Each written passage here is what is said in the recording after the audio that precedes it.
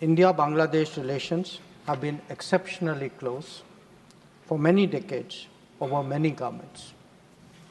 Concern about recent violence and instability there is shared across the political spectrum.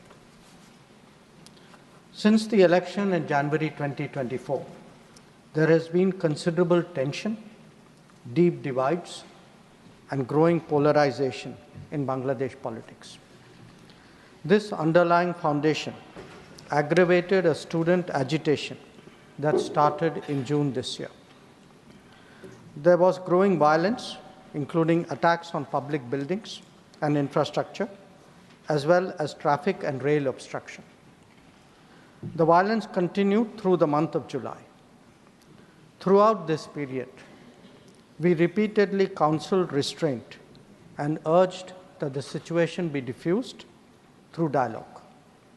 Similar urgings were made to various political forces with whom we were in touch.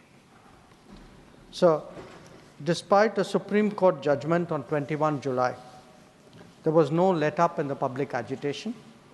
Various decisions and actions taken thereafter only exacerbated the situation. The agitation at this stage coalesced around a one-point agenda, that is that the Prime Minister, Sheikh Hasina, should step down. On 4th August, events took a very serious turn. Attacks on the police, including police stations and government installations, intensified even as overall levels of violence greatly escalated. Properties of individuals associated with the regime were torched across the country. What was particularly worrying was that minorities, their businesses and temples also came under attack at multiple locations. The full extent of this is still not clear. So, on 5th August, demonstrators converged in Dhaka despite the curfew. Our understanding is that after a meeting with leaders of the security establishment, Prime Minister Sheikh Hasina apparently made the decision to resign.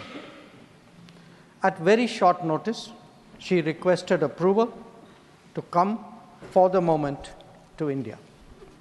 We simultaneously received a request for flight clearance from Bangladesh authorities. She arrived yesterday evening in Delhi.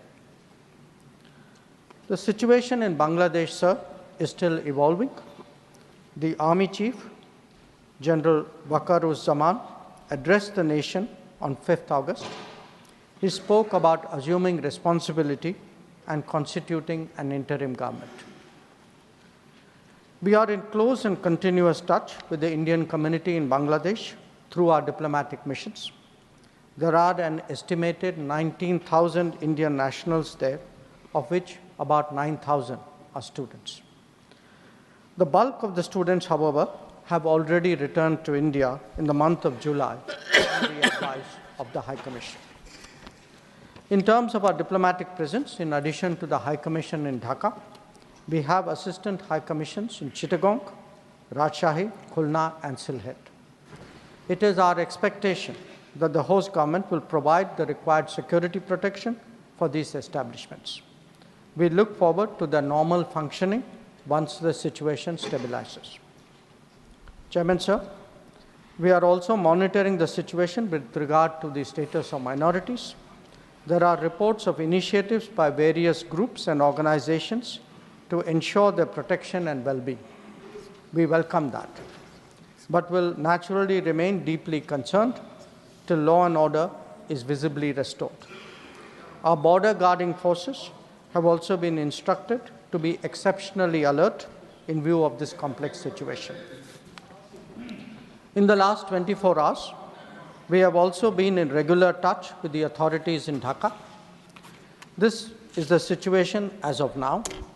I seek the understanding and support of the House in regard to sensitive issues regarding an important neighbor on which there has always been strong national consensus. Thank you.